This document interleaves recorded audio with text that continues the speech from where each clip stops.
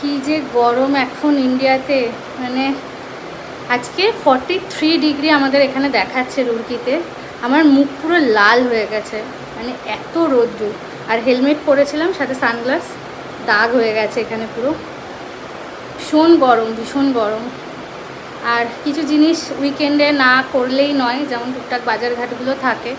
আর ফল টলগুলো একটুখানি মানে গিয়ে দেখে আনতেই আমার বেশি ভালো লাগে। না হলে নর্মালি সবজি টবজি তো আমি অনলাইনে ব্লিঙ্কিট আর ফ্লিপকার্ট গ্রসারি থেকেই করিয়ে নিই, বাট ফলগুলো একটু দেখে কিনতেই ভালো লাগে। আজকে অনেক ফল এই যে এখানে বেদানা নিয়েছি, খুব বেশি কোয়ান্টিটিতে আনিনি কারণ নষ্ট হয়ে যায় দেখি খুব তাড়াতাড়ি এখানে, যেহেতু গরমটা খুব বেশি। আর ফ্রিজেও যেহেতু সবজি পাতি আরও অনেক কিছু থাকে, রাখারও সেরকম জায়গা হয় না। এই যে 2 ধরনের আম নিয়েছি, লিচু নিয়েছি, একটা তরমুজ, কিছু কলা নিয়েছি। আজ রাতে প্রচুর কিছু রান্না বান্না করতে হবে। আজ যখন রান্না করতে নেমেইছি ভাবলাম যে একেবারে 1-2 দিনের রান্না করেই রাখি, কারণ এই গরমে রোজ রোজ রান্না না যুদ্ধের সমান। আর আজকে সবই শর্টকাট রান্না করব। এখানে মাংস ম্যারিনেট করে 1 ঘন্টা রেখে দিয়েছিলাম, তারপর জাস্ট ঢাকা দিয়ে দিয়ে রান্না করেছি। আর এই মাংসটা খেতে ভীষণ ভালো হয়। আপনারা চাইলে আমি রেসিপি একদিন ডেফিনেটলি শেয়ার করব।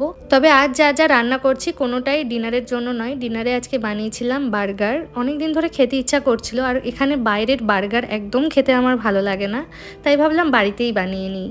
চলুন দেখিয়ে নিই আজকে 3 ঘন্টা ধরে কি কি রান্না করেছি। 3 ঘন্টা এখন রান্নাঘরে থাকা মানে বিশাল ব্যাপার। আর রান্না করেছি আজকে কাঁচা মুগের ডাল আম দিয়ে, সাথে লাউ চিংড়ি। এখানে মিষ্টি কুমড়োর তরকারি রয়েছে, কোনো একদিন রাতে রুটির সাথে খেয়ে নেব। আর এখানে রয়েছে ঠাকুরবাড়ির স্টাইল মুরগির রসোল্লা।